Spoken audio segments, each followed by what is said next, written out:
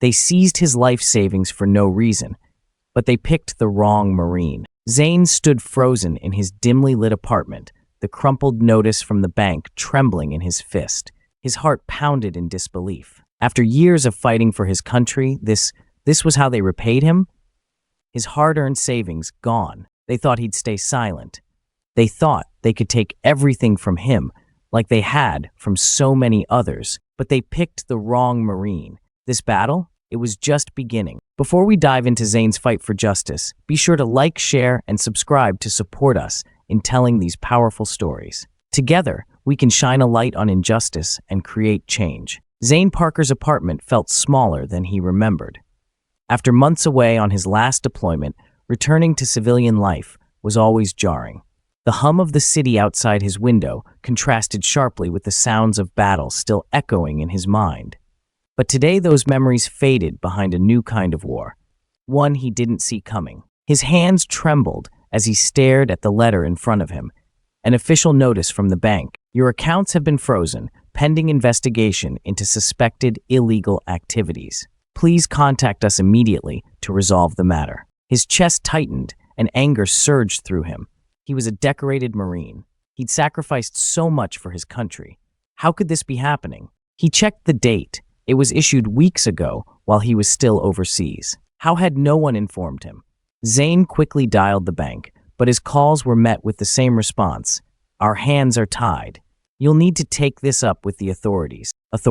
He knew that meant more than a simple misunderstanding.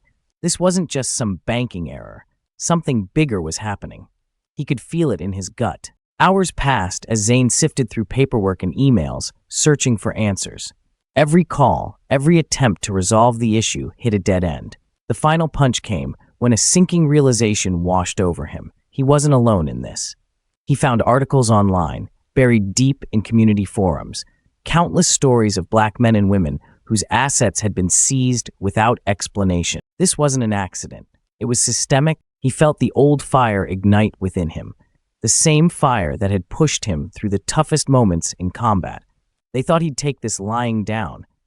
They thought they could strip him of his dignity, of everything he'd worked for, but they picked the wrong Marine. Zane didn't have to look far for an ally in his fight.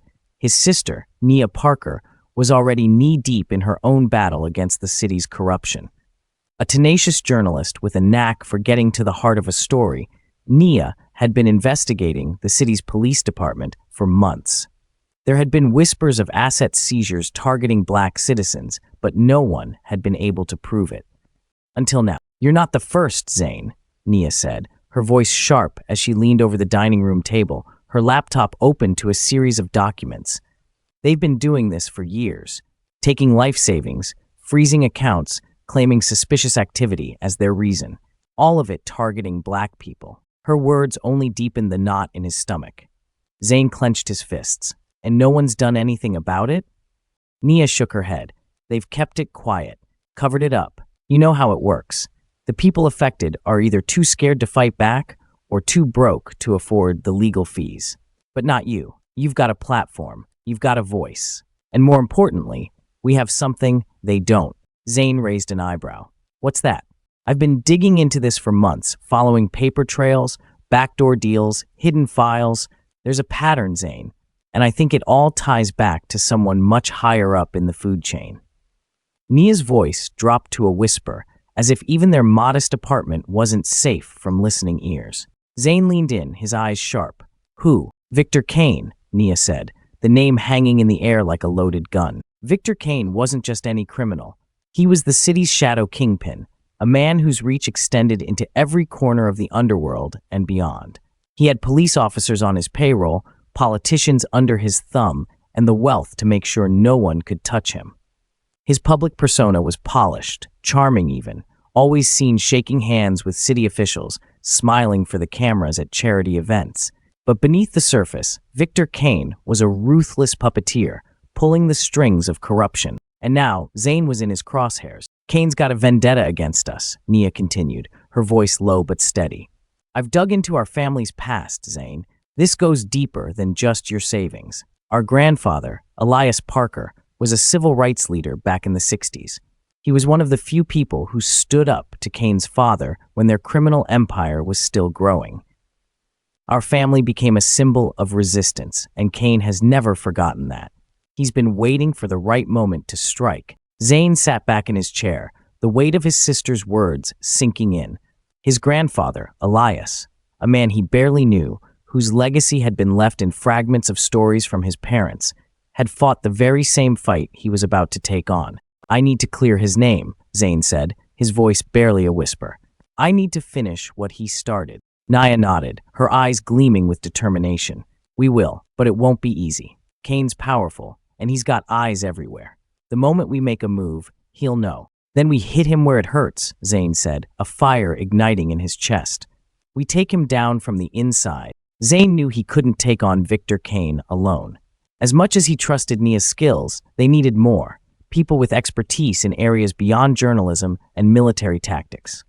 So he reached out to the only people he could count on, his old military buddies. Jackson "Jax" Collins was the first to arrive. A former intelligence officer, Jax had a way with technology that bordered on genius. His hacking skills had saved their unit more times than Zane could count. If there was information to be found, Jax would find it. Then there was Leon "Heavy" Ramirez, a combat engineer who could dismantle or build just about anything. His resourcefulness in the field made him the go-to guy for any dangerous or complex operation. Lastly, Sarah "Ghost" Alvarez, their sniper and master of reconnaissance, joined them. Her sharp instincts and ability to remain unseen made her invaluable for any covert mission. As they gathered around the table, Zane filled them in on the situation. The group fell silent, processing the gravity of the task ahead. This wasn't just a battle against a criminal. This was a war against a system designed to keep people like them powerless. "We've taken on worse," Jax said, his voice steady. "This is just a different battlefield." Zane nodded, grateful for their loyalty. "We do this smart. We take it one step at a time. First, we gather evidence, real, undeniable proof that ties Cain to these seizures. And then," Sarah asked, her eyes locked on Zane. "Then we expose him," Zane said, his jaw clenched with resolve. "To the whole world." With Jax's tech expertise, the team quickly gained access to confidential police files. What they found only confirmed their worst suspicions. Cain's influence ran deep within the police department. Officers had been ordered to seize assets from specific individuals, all under the guise of investigating suspicious activities. It was clear these orders were racially motivated, targeting black citizens who had no way to fight back, but they still needed more. A smoking gun that would implicate Victor Cain directly. It was during one of their late-night strategy sessions that the mysterious informant first contacted Zane. The message was brief and to the point. "I know what you're looking for. Meet me at the old church, midnight. Come alone." Zane didn't hesitate. This was the break they'd been waiting for. But as he headed out into the night, the weight of his grandfather's legacy pressed heavy on his shoulders. The church was eerily quiet at midnight. Its tall, crumbling walls seemed to loom over Zane as he stepped out of his truck. The night air was thick with tension, every shadow stirring his instincts. He had been in war zones more times than he could count. But this felt different. Something about this meeting made his gut churn with unease. As he entered the church, the echo of his footsteps bounced off the worn stone walls. Pews lay in disrepair, and dust hung in the air like memories long forgotten. The only source of light was a faint glow from a single candle burning near the altar. In its dim light stood a figure cloaked in shadow. Zane's hand hovered near his belt, where his concealed weapon lay. "You wanted to meet. I'm here. What do you know about Victor Cain?" The figure stepped forward, revealing the lines of an old face. The man was weathered, his skin wrinkled from time and hardship, but his eyes were sharp, like those of a man who had seen too much. "They called your grandfather a fool," the man said, his voice gravelly and low. But he was the only one who saw Cain's empire for what it was, rot spreading beneath the surface, poisoning everything it touched. Zane's heart skipped a beat. "Who are you?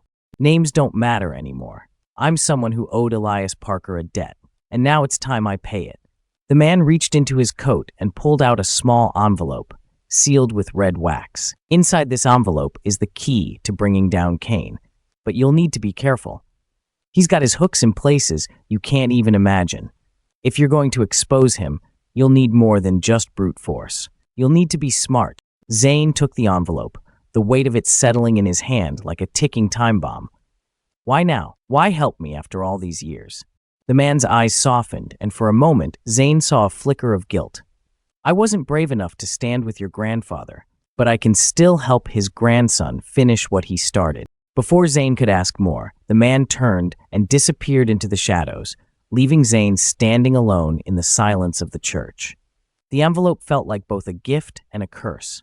Whatever was inside, it was going to change everything. Back at the apartment, Zane gathered Naya, Jax, Heavy, and Ghost around the dining room table. The envelope sat in the middle, untouched. There was a sense of gravity in the room, as if everyone knew this moment would shift the course of their mission.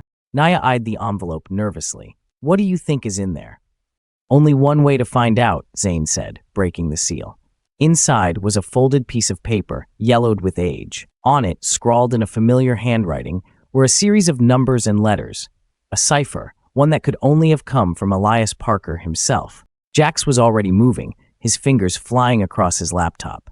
It's a code, old-school cryptography, but nothing I can't crack. Your grandfather must have left this behind for a reason. As Jax worked to decode the message, Zane's mind drifted to the stories he'd heard of his grandfather. Elias Parker had been a man of principle, a man who had fought for equality in a time when it was dangerous to do so. He'd faced threats, violence, even imprisonment, but he never backed down. Zane had always admired that, even if he hadn't fully understood the weight of his grandfather's legacy. Until now. Minutes passed in tense silence, until finally Jax looked up, his face pale. What is it? Zane asked, his voice tense. Jax cleared his throat, reading aloud, evidence of corruption within the city, buried under layers of bureaucracy. Kane's father, his political ties, and the officers involved in the asset seizures. It's all here. But it's coded into financial records, shell companies, offshore accounts. We need to dig deeper, but this is huge. Nia's eyes widened. This could be the smoking gun we've been looking for. But if it's that big, there's no way Kane won't come after us once he finds out we have this. Zane nodded, already feeling the weight of their next move. Then we have to hit him fast and hard before he even knows we're coming. Before they could even formulate their next move, the first blow came. It started with a distant hum, a vibration that grew louder as it moved closer. Heavy was the first to notice, his instincts honed by years of combat. He rushed to the window, his eyes narrowing as he scanned the street below. We've got company, he growled, pulling down the blinds. No sooner had he spoken than a burst of gunfire shattered the window, sending glass spraying across the room. Zane dove for cover, pulling Nia down with him as Ghost and Jax scrambled to their feet. Everyone get down! Zane barked, his heart racing. The enemy was here, and they had come prepared. Heavy grabbed a weapon from his duffel bag and took position by the door. How the hell did they find us so fast?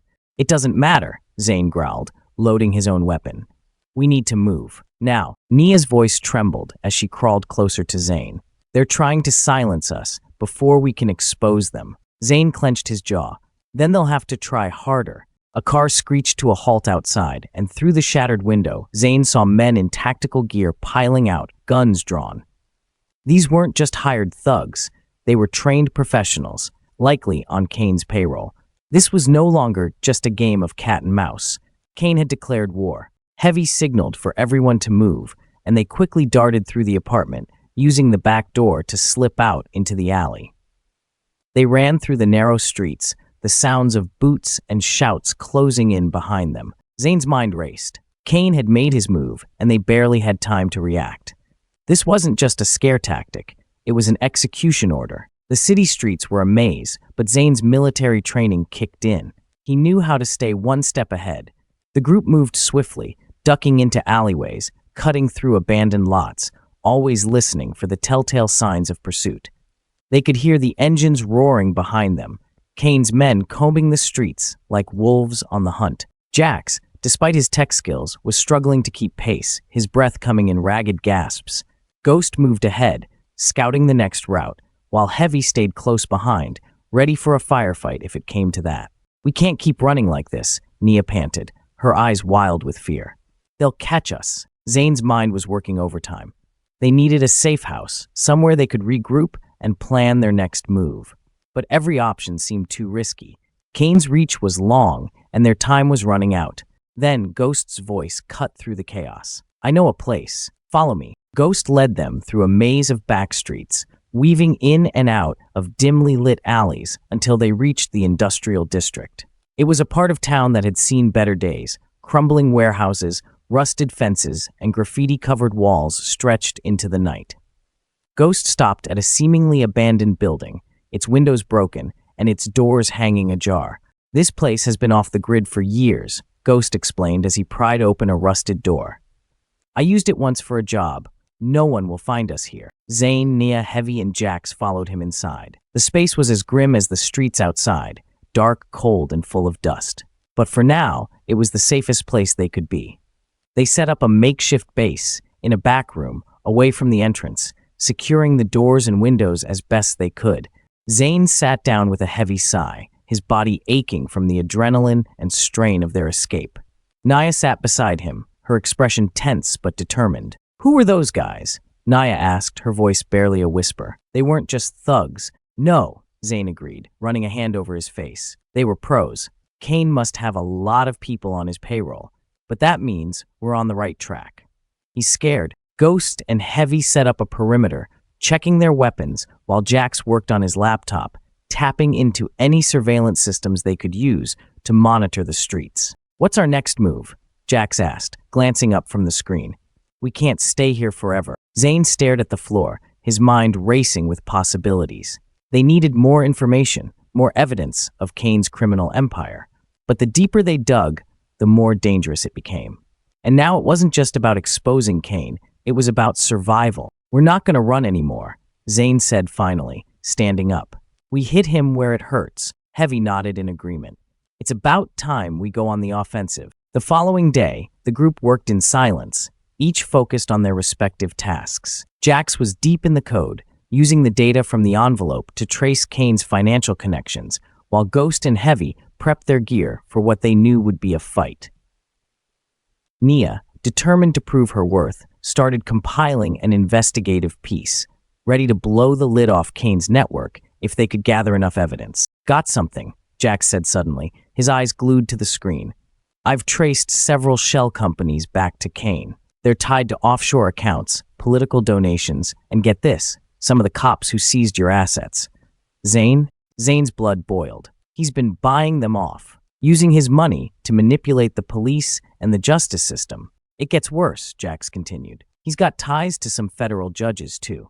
This goes deep, deeper than we thought." Nia looked at Zane, her voice grave. "This isn't just about your savings anymore, Zane. This is about the entire city being controlled by Kane." Zane clenched his fists. "Then we bring him down. We take every piece of evidence we've got, and we expose him. But we need to be careful. He's watching us." "Speaking of watching," Ghost said, his voice unusually tense, "we might have a problem." He pointed to a small surveillance camera he had installed near the entrance. The screen showed a black SUV parked a few blocks away. "The same SUV that had followed them earlier. They found us," Ghost muttered. "We've got to move." But before anyone could react, the door burst open with a deafening crash. Armed men stormed in, their guns trained on Zane and his team. Heavy and Ghost immediately took defensive positions, ready to fight, but they were outnumbered. "Don't move," a voice barked, and Zane recognized it instantly. The tall figure of Victor Kane himself stepped into the room, his cold eyes scanning the group.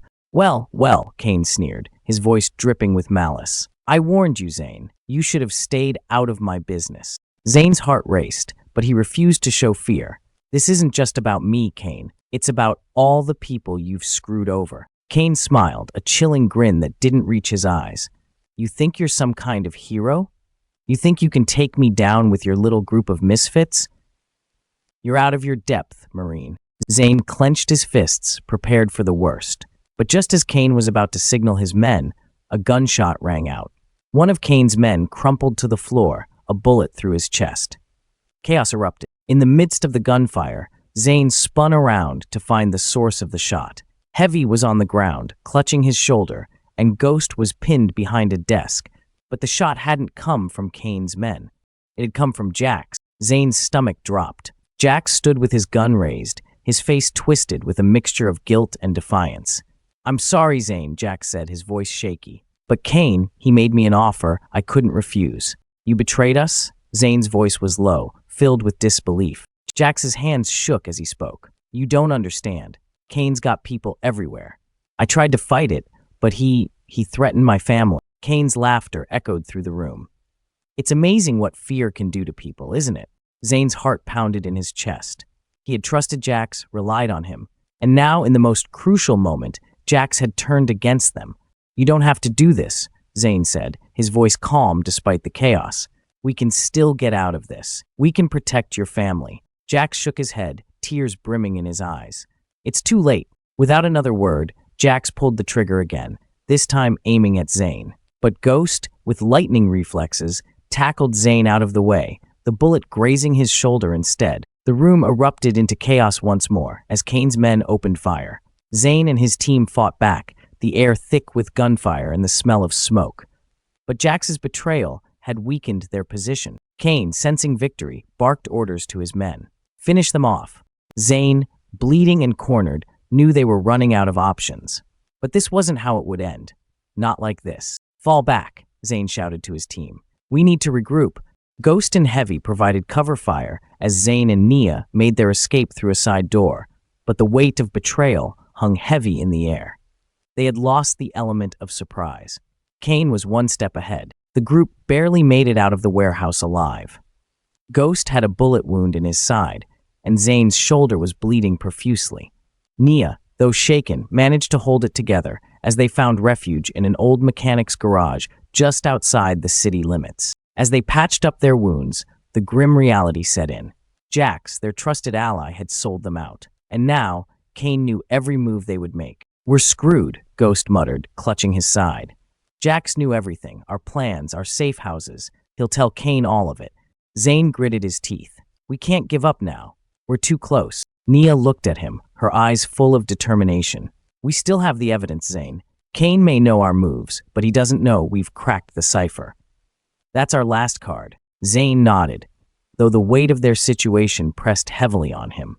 "We need to find a way to get that evidence out, to expose Kane publicly. But we'll need help, more than just us." Ghost, wincing from the pain in his side, spoke up. "I know a guy, a reporter who's been looking into Kane's operations for years. He's got connections with some major networks. If we can get the evidence to him, we might have a shot." Zane looked at his team, wounded, betrayed, but still fighting. They had come too far to turn back now.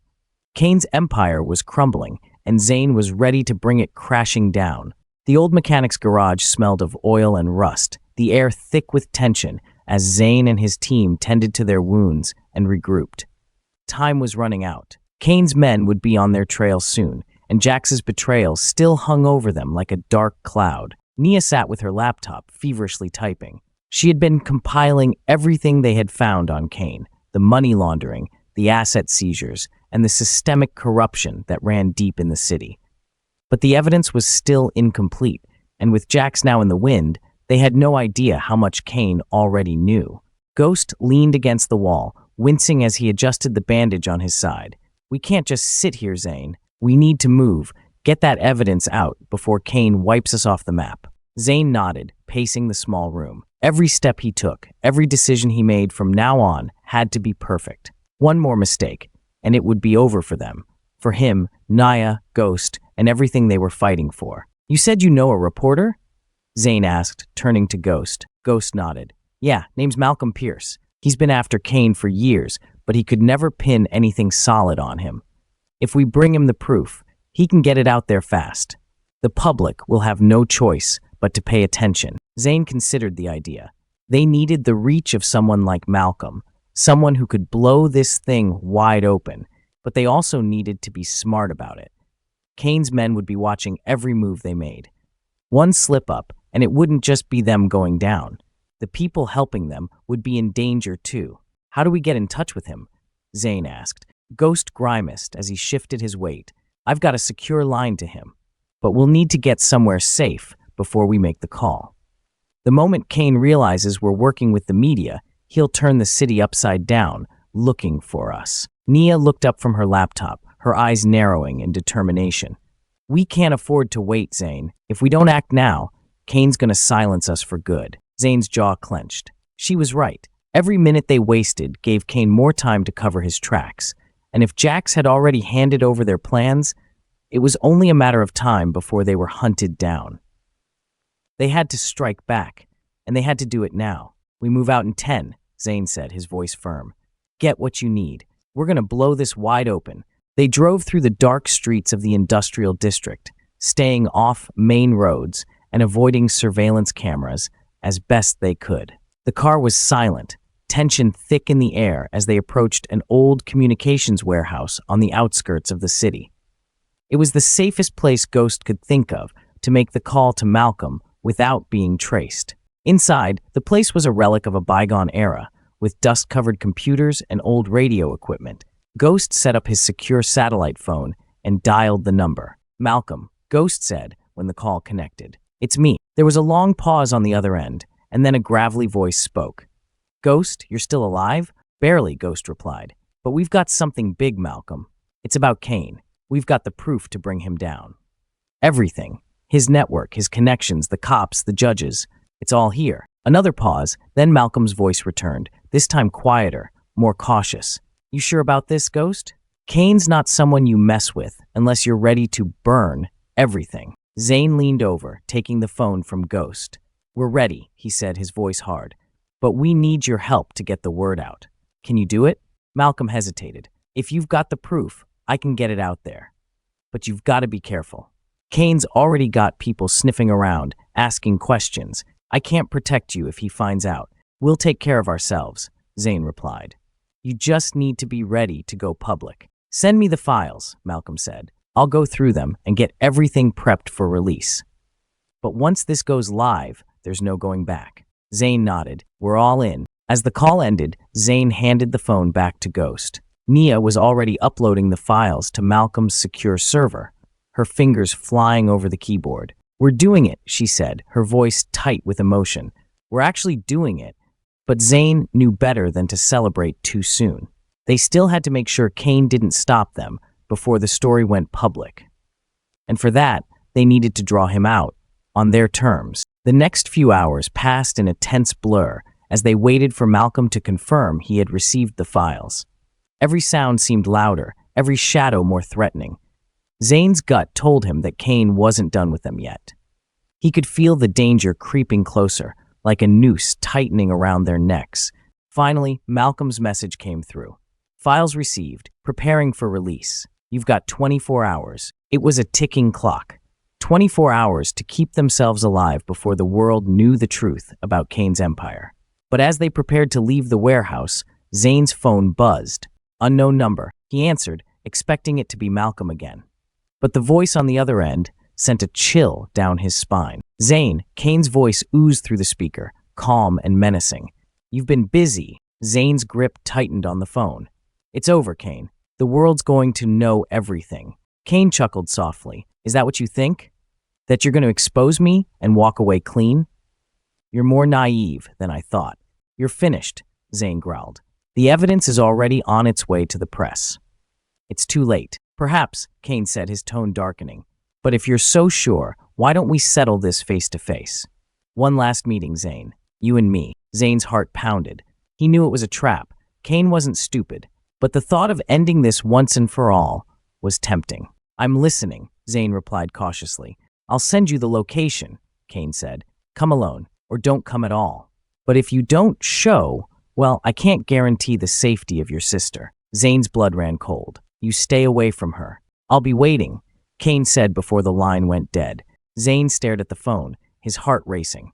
Kane had just raised the stakes. This wasn't just about exposing him anymore. It was personal. It always had been. Nia looked at him, concern etched on her face. "What did he say?" Zane's jaw tightened. "He wants to meet. Alone." "You can't go," Nia said, shaking her head. "It's a trap, Zane." "I know," Zane replied. "But he's threatened you. He won't stop until he's got us." Ghost and Heavy exchanged glances. "If you're going," Heavy said, "we're going with you. No way we're letting you walk into this alone." Zane nodded, his mind already racing with plans. He knew Kane wasn't going to play fair. But neither would they. Fine, Zane said. But we do this on our terms. We're going to end this, once and for all. Zane stared at the map of the city laid out before him, his fingers tracing the streets leading to the industrial zone where Kane had summoned him. Every instinct screamed that this was a trap, but he also knew he couldn't afford to back down. Not now, not with Nia's life hanging in the balance.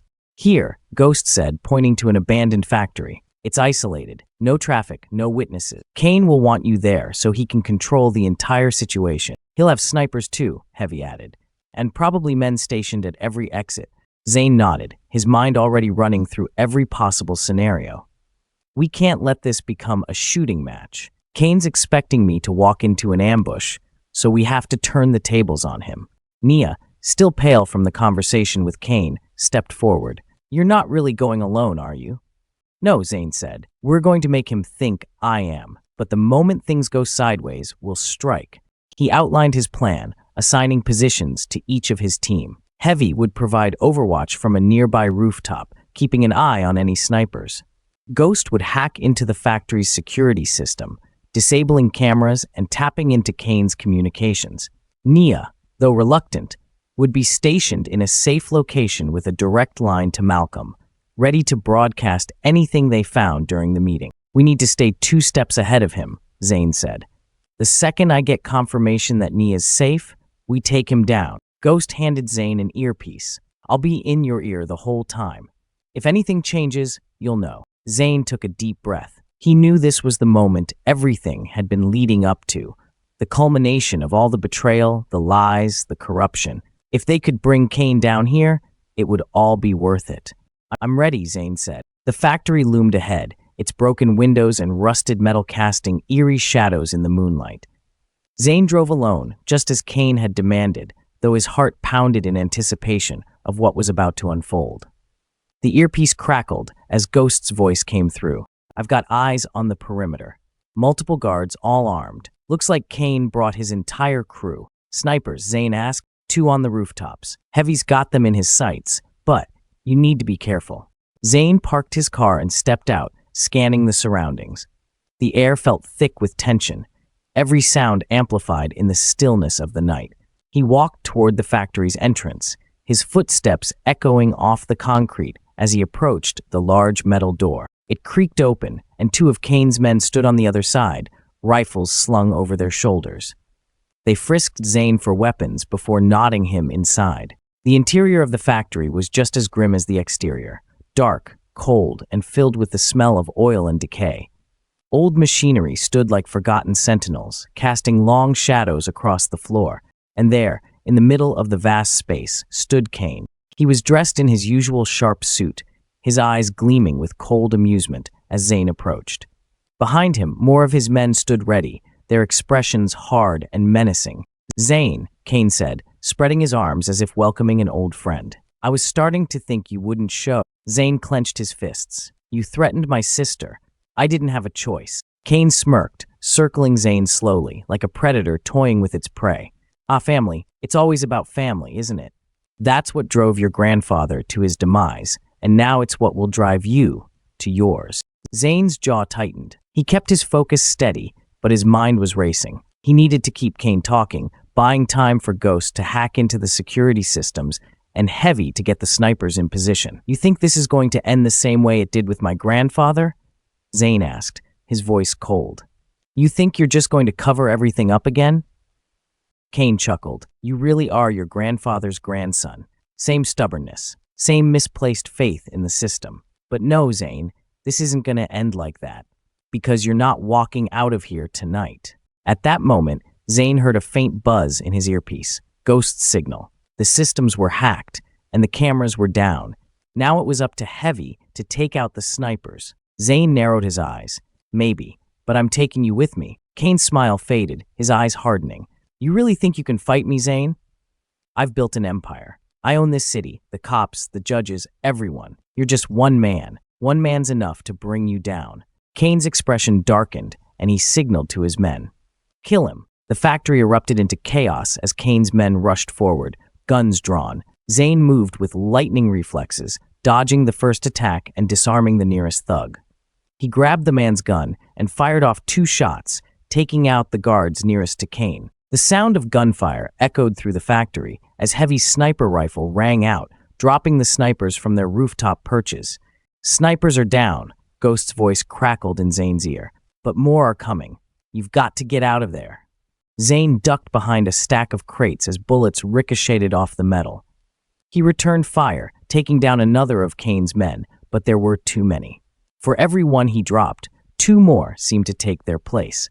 "You're outnumbered, Zane," Kane shouted from across the room, his voice dripping with arrogance.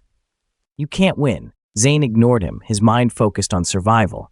He needed to keep moving, stay one step ahead. He caught a glimpse of Kane slipping toward the back of the factory, heading for a side exit. "He's trying to run," Zane muttered to himself.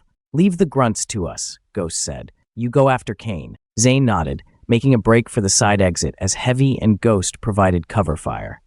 He sprinted through the factory, dodging bullets and weaving between machinery, his muscles burning with adrenaline. He caught sight of Kane just as the man slipped out a side door. Zane burst through the door after him, emerging into the cold night air. The factory yard was empty, except for the silhouette of Kane running toward a waiting SUV. "No," Zane shouted, sprinting after him. He couldn't let Kane get away. Not after everything they'd uncovered, not after all the lives destroyed by his corruption. Kane glanced over his shoulder, his face twisted with fury. He pulled a gun from his jacket and fired wildly in Zane's direction. Zane ducked behind a metal barrel, the shots missing him by inches. "Kane!" Zane shouted, standing up and leveling his own weapon at the SUV. "It's over." Kane hesitated for a split second, his eyes meeting Zane's. Then he smirked and turned the key in the ignition. The engine roared to life, and the SUV sped off into the night. Zane cursed under his breath as the SUV disappeared down the road. He had been so close to ending it. But Kane had slipped away, and now they had to start all over again. The sound of sirens in the distance signaled that the police were on their way. Zane knew they couldn't stick around. Even with the evidence they had, there was no telling how deep Kane's influence ran within the force. He turned back toward the factory, where Ghost and Heavy were finishing off the last of Kane's men. "We need to move," Zane called out, running back toward them. "Kane's gone. We've got to regroup." Ghost nodded, firing one last shot before ducking into cover. "Where to?" Zane said. "We need to check on her and get the evidence to Malcolm." "We don't have much time." Heavy reloaded his weapon and glanced around at the carnage they had left behind. "You think we've got enough?" Zane's jaw clenched. "We've got to. It's all we have." The night was cold and still as Zane, Ghost, and Heavy sped through the dimly lit streets of the city. Zane's hands gripped the wheel tightly, his mind racing almost as fast as the car. Kane had escaped, but Zane knew this wasn't over. Not by a long shot. He glanced at his phone on the dashboard. No messages from Nia. Silence filled the car, punctuated only by the rhythmic hum of the engine. Ghost, in the backseat, was scanning police frequencies for any chatter, while Heavy kept his eyes on the road behind them, watching for any signs of pursuit. Zane's heart pounded with a mixture of fear and determination. He couldn't let his sister become another casualty in Kane's twisted game. The pieces were all moving now, dangerously fast. They had the evidence, but getting it to Malcolm and ensuring Naya's safety had become a race against time. "I've got movement on the police scanners," Ghost muttered. "They're sending units to the industrial area. Kane's probably feeding them some bogus story. We've got about 10 minutes before they start hunting for us." Zane nodded, his mind already calculating their next move. "Malcolm's office is too far. We need a place to lay low and get this evidence to him without drawing heat." Heavy leaned forward. "What about that safe house we used back in the day? The one off Sinclair Street?" Zane's eyes flicked to Heavy. "You think it's still secure?" Heavy gave a nod. "It's been years. No one knows about it except us. We can regroup there and plan our next step." Zane considered the option for a moment. It was risky, but they were running out of options. "All right, Sinclair it is." He pushed the accelerator harder, the car roaring through the quiet streets, the city lights blurring past them.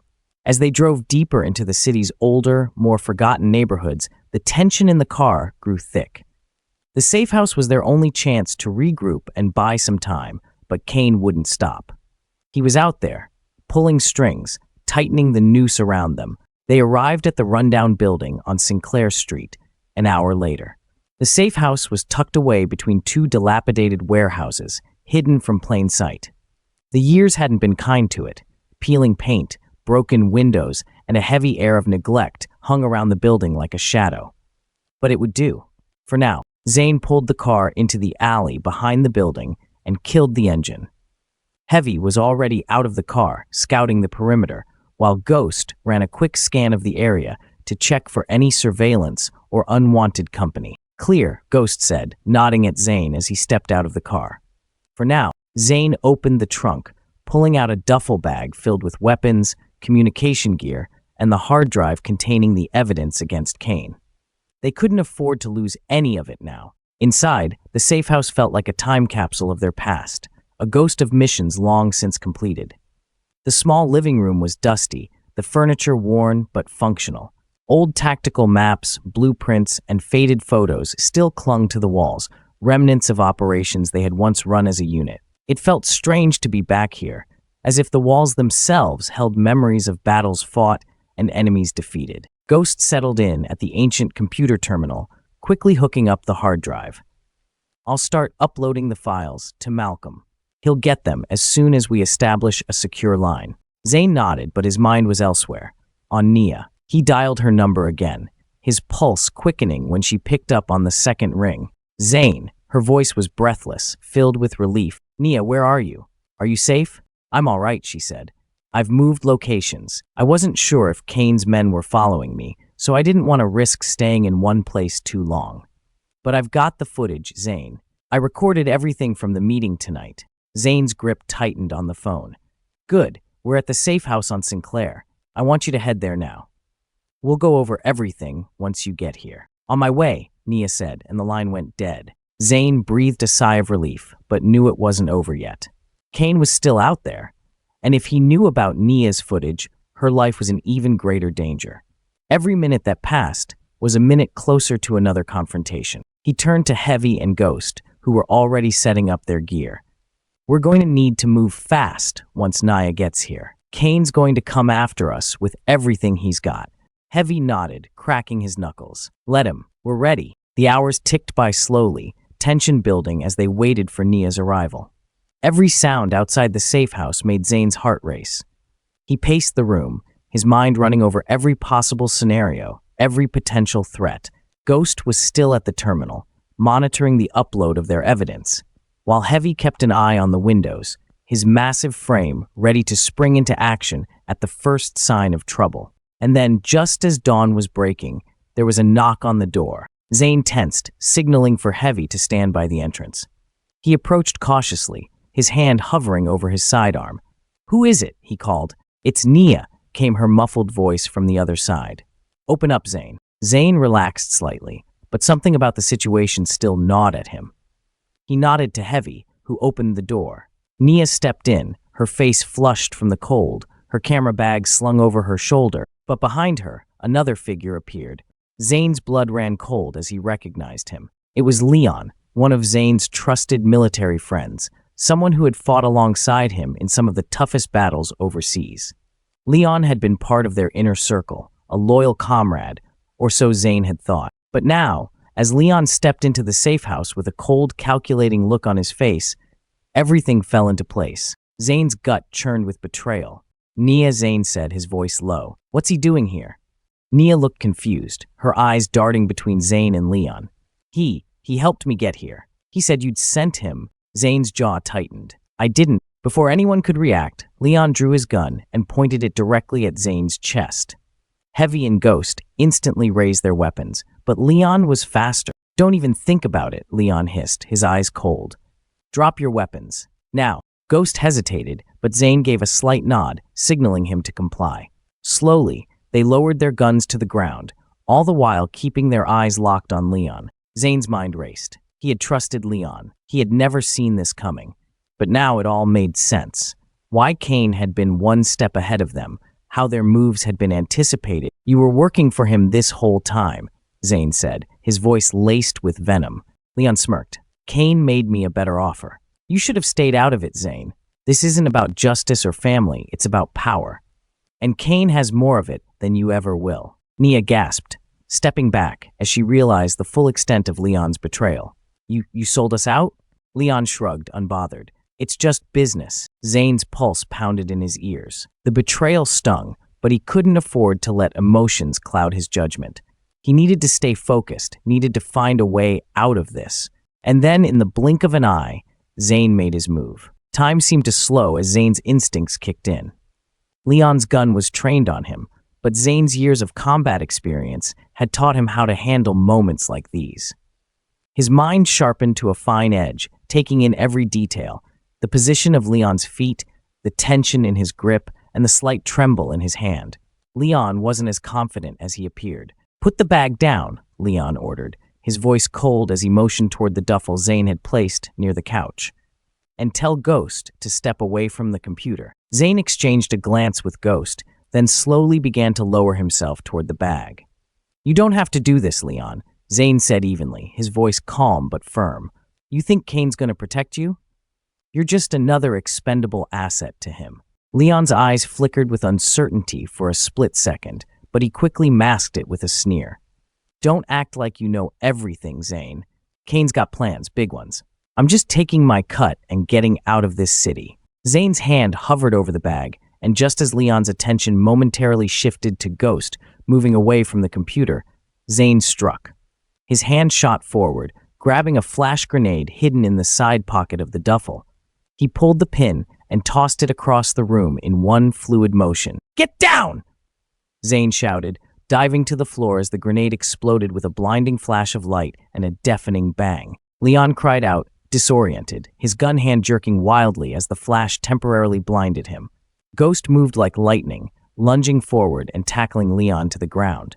Heavy was right behind him, disarming Leon with a swift, practiced move before pinning him to the floor. Zane scrambled to his feet, his heart pounding. Nia stood frozen, her wide eyes taking in the chaos, but Zane grabbed her arm, pulling her toward the back exit.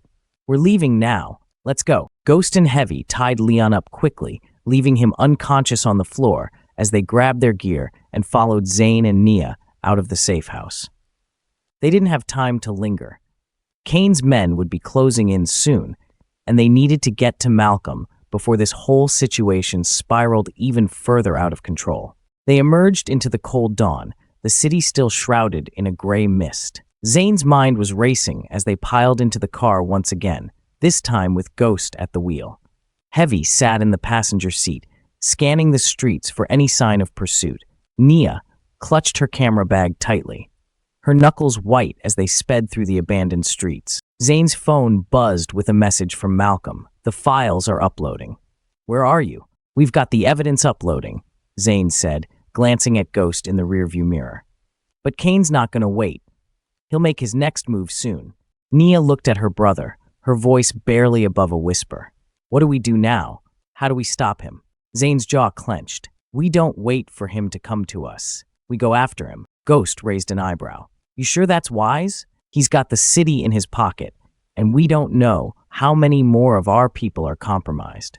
Zane stared out at the city skyline in the distance, determination hardening his gaze. "If we let Kane control the pace, he wins. We need to find out where he's hiding and take the fight to him.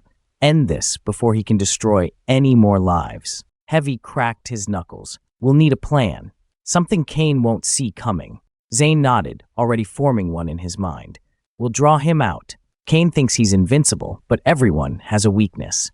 We'll use the evidence we have, bait him into a confrontation, and expose him for what he really is." Nia frowned. "How? He has the police, the politicians, even the media under his control." Zane turned to her, his expression resolute.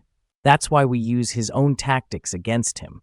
We leak the right information, just enough to make him think we're vulnerable. He'll come for us, thinking he can tie up loose ends, but we'll be ready." Ghost smirked. "Sounds like old times." But Zane's thoughts were elsewhere. He knew that while Kane's operation was vast, it was also fragile. If they could dismantle key parts of it, expose the police corruption, unravel the web of bribery and deceit, Kane's empire would crumble. But there was still one piece missing: the coded messages left behind by Zane's grandfather. "We need to decode my grandfather's messages," Zane said suddenly. "Those messages are the key." They'll lead us to the final piece of evidence we need to take Kane down. Ghost nodded. I can work on that. We just need a secure place to hole up and do the decryptions. Then that's our next move, Zane said. We find a safe spot and crack those codes. The safe house was miles behind them now, as they found refuge in an old bunker. Another one of Zane's military safe locations, hidden away in a forested area just outside the city. The bunker was fortified, equipped with old but functional technology, and far from prying eyes. It would give them the time they needed. Ghost immediately got to work on decrypting the messages, his fingers flying over the keyboard as lines of code filled the screen. Zane, Nia, and Heavy gathered around, the room quiet except for the steady hum of the computer. Your grandfather was a smart man, Ghost muttered, his eyes fixed on the screen. These codes are complex, but I'm starting to see the patterns. Zane felt a wave of nostalgia as he thought of his grandfather, James Walker, a civil rights leader who had fought not just for his family, but for his entire community. His legacy had been buried under lies and corruption, but Zane was determined to set things right. Hours passed in silence until Ghost finally leaned back with a satisfied grin. Got it. The screen flashed as the final lines of code revealed themselves, and Ghost pulled up the decrypted files. Zane's breath caught in his throat as he saw the documents, files, photos, recordings, all meticulously detailing the criminal network that Kane had inherited and expanded. But there was something more. At the center of it all was the connection to high-ranking officials. Zane's grandfather had uncovered proof of a conspiracy between law enforcement and the criminal underworld that stretched back decades, and Kane was the latest in a long line of puppeteers pulling the strings. These files, Ghost began, but Zane cut him off. They're everything we need, Zane said, his voice thick with emotion. This is the proof that will not only take down Kane, but clear my grandfather's name once and for all. Nia looked at the screen, her eyes wide. This changes everything. Zane nodded, his resolve hardening. Now, we just need to make sure the world sees it. With the evidence decrypted and laid bare before them, Zane, Nia, Ghost, and Heavy gathered around the makeshift table in the bunker. A palpable energy filled the room, driven by the weight of the truths they were about to unleash. We need to leak this to the right people, Zane said, looking each of them in the eye. But we must choose wisely. We can't trust anyone in this city. Heavy leaned back in his chair, a thoughtful look crossing his face. What about the journalists? Nia, your connections could help. We could reach out to someone reputable who isn't compromised. Nia nodded, her mind racing. I have a few contacts in the investigative journalism community. They've covered stories on police corruption before. If we can convince them of the authenticity of these documents, we might have a chance. Ghost chimed in. We also need to consider security. Kane will have eyes everywhere. We'll need to be discreet in how we handle this. Zane felt a mix of excitement and fear coursing through him. They were standing on the precipice of something monumental, an opportunity to dismantle the criminal enterprise that had plagued their community for too long. Let's not waste any time, he said firmly. We do this now. As the team began formulating their plan, Zane felt a deepening sense of responsibility. This wasn't just about his life savings anymore. It was about righting wrongs that had been perpetuated for generations. It was about amplifying the voices of those who had been silenced by systemic racism and corruption. They arranged a meeting with one of Nia's trusted contacts, a seasoned journalist named Clara Roberts. The rendezvous was set at a small coffee shop nestled away from the city's hustle and bustle, a place where they could talk freely without the risk of being overheard. As they arrived at the cafe, Zane noticed the nervous energy in the air. He understood the stakes involved. One misstep could endanger everything they had worked for. The four of them settled into a corner booth, their expressions a mixture of determination and apprehension. Clara will be here any minute, Nia whispered, scanning the room. Moments later, a woman in her mid-40s approached their table. Her sharp eyes held the weight of years spent uncovering truth. You must be Nia, she said, offering a handshake. I've heard a lot about your work. Nia smiled nervously. And this is my brother Zane and my friends Ghost and Heavy. We have something crucial to discuss. As Nia outlined their findings, Zane watched Clara's expression shift from curiosity to shock as she absorbed the magnitude of the evidence. "This is incredible," she said, her voice low. "But exposing this kind of corruption won't be easy. Kane has connections everywhere." Zane leaned forward, his voice steady. "We're aware of the risks, but this is bigger than us. People's lives are at stake. If we don't act now, more innocent people will suffer." Clara nodded, her gaze resolute. "I'll help you get this out, but we have to be strategic. We need to time this perfectly. Coordinate with other journalists and possibly even some activists to ensure we can generate real momentum." As the meeting progressed, Zane's heart swelled with hope. He was witnessing the kind of unity that had once brought his grandfather and his allies together in the fight for civil rights. They were about to take a stand, and this time, it was personal. Back at the bunker, the atmosphere was electric with anticipation as Clara and Naya worked diligently to prepare the story for publication. They meticulously organized the evidence, writing up comprehensive reports that detailed the connections between Kane and the corrupt officials. Ghost and Heavy monitored the surroundings, ensuring that no one was tailing them. The tension was palpable. Each passing moment felt like a countdown to an explosion of truths. When Clara finally gave the green light, Zane's pulse quickened. They had decided to release the information just before the city's mayoral debate, an event that would draw significant media attention. It was the perfect platform to ensure their story couldn't be ignored. "Remember," Clara cautioned as they prepared to distribute the information, "we have to stay under the radar. The last thing we want is Kane to catch wind of this before it goes public." Naya looked at Zane, her eyes reflecting a mix of fear and determination. "Do you really think this will work?" Zane placed a reassuring hand on her shoulder. "We have to believe it will. This is about more than just us. It's about the future of our community." As the debate unfolded on television screens across the city, Zane, Nia, Ghost, and Heavy gathered around a monitor in the bunker, watching the live feed with bated breath. Clara had alerted major news outlets, and the evidence had gone viral, capturing the public's attention. The atmosphere shifted as one of the candidates brought up the mounting allegations of police misconduct.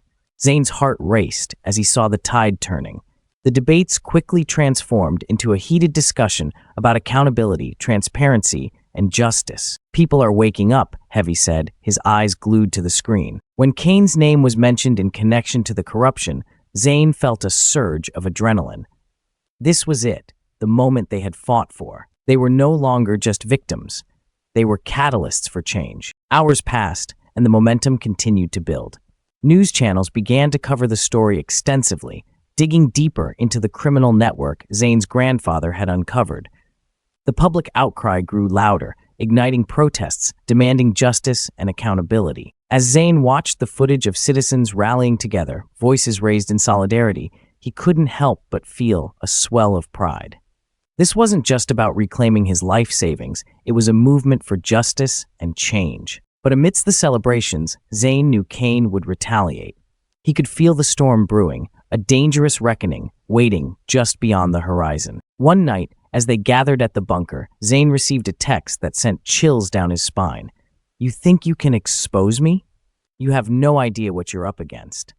I'll make sure you pay." "Here it comes," Zane said, his voice grave. "Kane won't back down.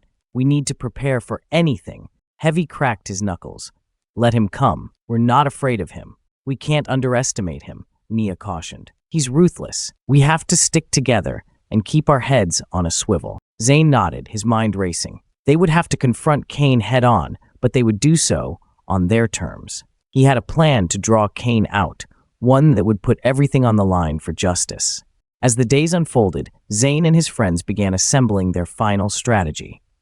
They would expose Kane not just to the public, but to the very people he had wronged.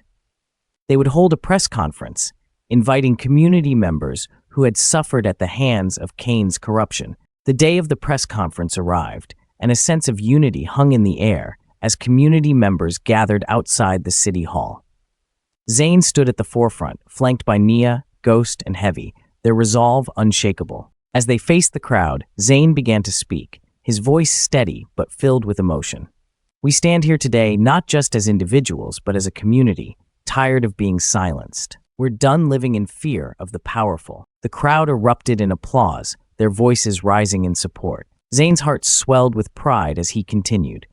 Kane and his network may have thought they could strip us of our dignity, our rights, and our lives, but we're here to reclaim what's ours. We're here to demand justice. His words resonated, and the crowd responded with cheers. Zane introduced those who had suffered at the hands of the corrupt police, allowing them to share their stories. As voices joined together, Zane felt the weight of history on their shoulders, a moment of reckoning that echoed the fight his grandfather had led decades ago. The press conference garnered massive media coverage, propelling their cause into the public eye. Over the following weeks, the momentum only grew. People from all walks of life came forward, sharing their experiences and demanding accountability. As Kane's empire began to unravel, Zane knew that the battle was far from over. But he felt a sense of hope in the air, a hope that spoke to the resilience of the human spirit. In the midst of the storm, Zane received an unexpected call. It was a government official, someone from the Department of Justice. They wanted to meet. The meeting was held in a secured location, and Zane walked in with Nia, Ghost, and Heavy. The air was thick with tension. The official, a stern-looking woman named Director Harper, glanced at them before speaking. "I've been following your case closely," she said, her voice steady. "We've had numerous complaints about Kane and his network.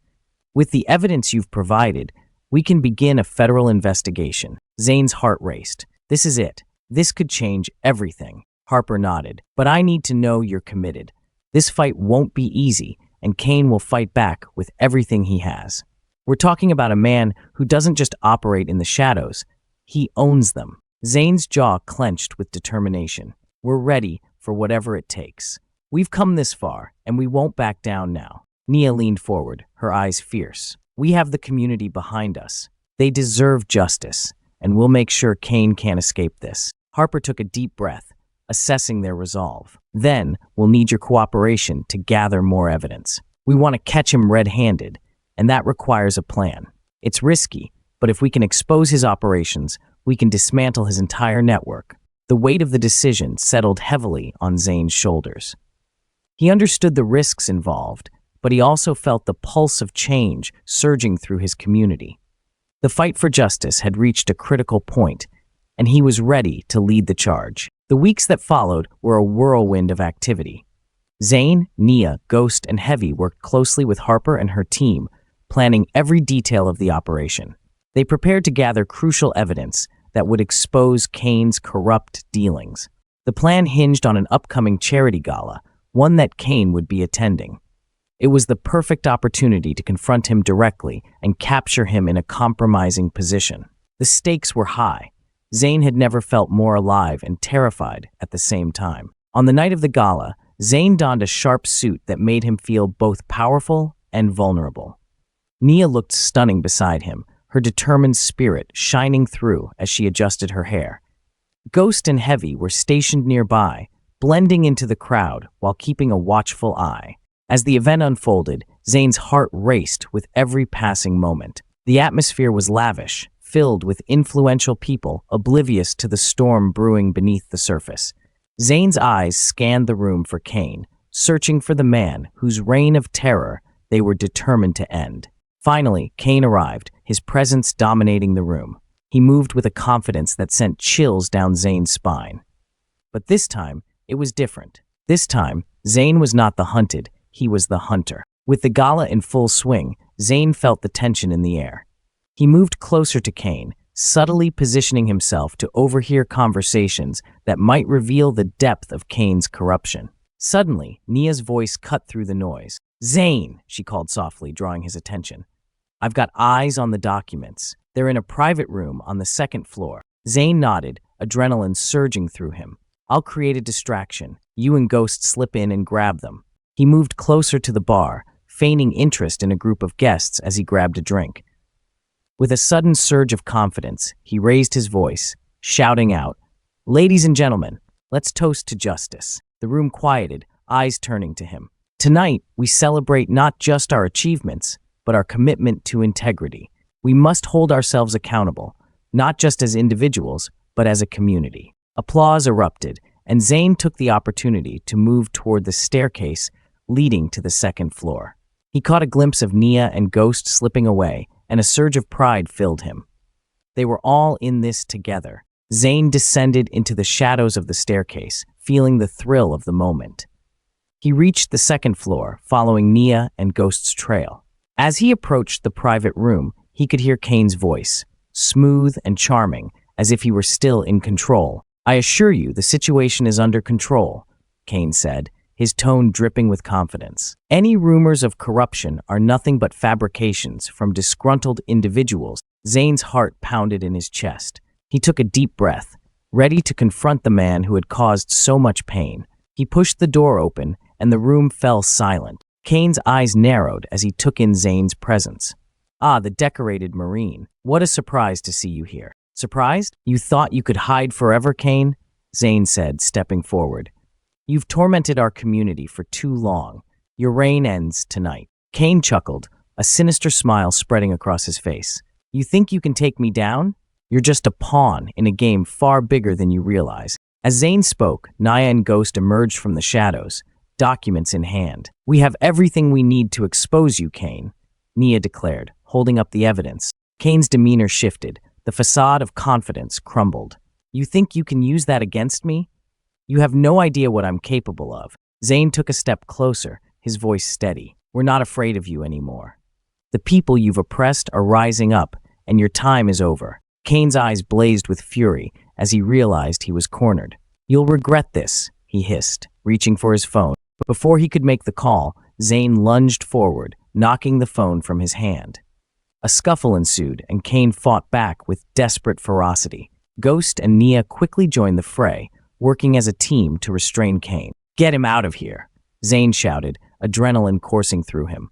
They managed to subdue Kane, dragging him towards the door, just as the sound of footsteps echoed down the hall. Heavy had noticed the commotion and rushed to join them, the urgency in his eyes clear. "What's happening?" "We've got Kane," Zane said, his breath ragged. "But we need to move fast." As they made their way down the staircase, Zane could hear the chaos of the gala above them. People were beginning to realize that something was wrong, and the atmosphere shifted from celebration to panic. With Kane in tow, Zane and his friends rushed outside. The cool night air was filled with the sounds of sirens in the distance. They needed to get Kane to safety, to the authorities who could hold him accountable. As they reached a secluded area, Zane pulled out his phone, ready to call Harper. But before he could dial, Kane sneered. "You really think this changes anything? I have connections, people who will silence you." Zane stepped closer, his expression fierce. "You've underestimated us. This isn't just about you anymore. It's about justice for all the lives you've ruined." Heavy moved to secure Kane, and Nia spoke up, her voice filled with conviction. "You may have power, but we have the truth. And that's more powerful than any threat you can make." Just as Zane dialed Harper, the sirens grew louder. "They're coming," he said, relief flooding him. "We'll finally see justice served." When the police arrived, Zane felt a wave of triumph wash over him.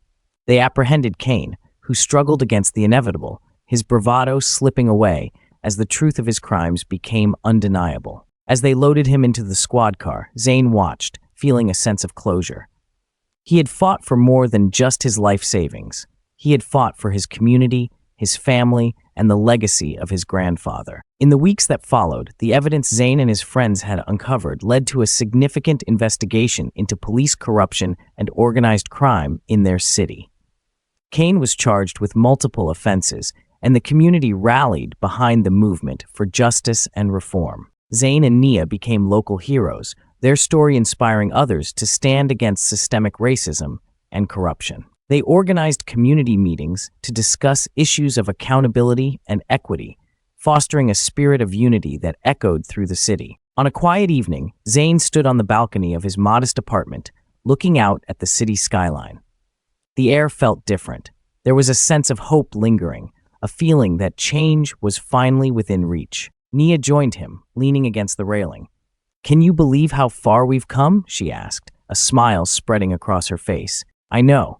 It's amazing what we can achieve when we work together," Zane replied, pride swelling in his chest. As they watched the sun set over the horizon, Zane felt a renewed sense of purpose. He was determined to honor his grandfather's legacy and continue fighting for justice. Their fight had ignited a movement, and while they had won a significant battle, the war against systemic racism and corruption was ongoing.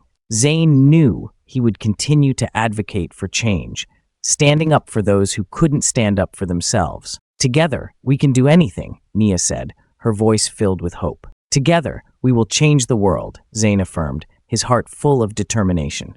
They were no longer just a brother and sister. They were champions of their community, warriors in the ongoing battle for justice. As the story came to a close, Zane's journey became a beacon of hope and resilience for others. He understood that the fight for justice was far from over, and that every voice mattered in this crucial battle against systemic racism and corruption. Standing before a crowd at a community gathering, Zane took a deep breath and spoke passionately. "We've proven that change is possible, but it requires all of us to stand together. What will you do to ensure that justice prevails in our community? How can we hold those in power accountable?" The audience listened intently, their eyes reflecting the determination that burned within them. Zane continued, "This isn't just my story, it's our story. Each of you has a role to play. Are you willing to join us in this fight for justice? Are you ready to speak out against injustice, to support those who have been marginalized, and to be a voice for the voiceless?" The crowd erupted in applause, the energy electric with resolve. Zane smiled, knowing that together they could create lasting change. "Before we leave tonight, I want to remind you of something," he said, raising his hand to quiet the audience. "This fight is ongoing, and your involvement is crucial. Let's keep this momentum going. If you believe in justice, if you believe in community, I urge you to subscribe to our channel. Share your thoughts and experiences. Let's continue this conversation, learn from one another, and uplift each other." Zane looked around at the faces in the crowd, filled with hope and determination. Together, we can create a future where everyone is treated with respect and dignity. What steps will you take today to make that future a reality? As the audience erupted in cheers, Zane knew their fight had just begun, and he felt invigorated by the possibilities ahead.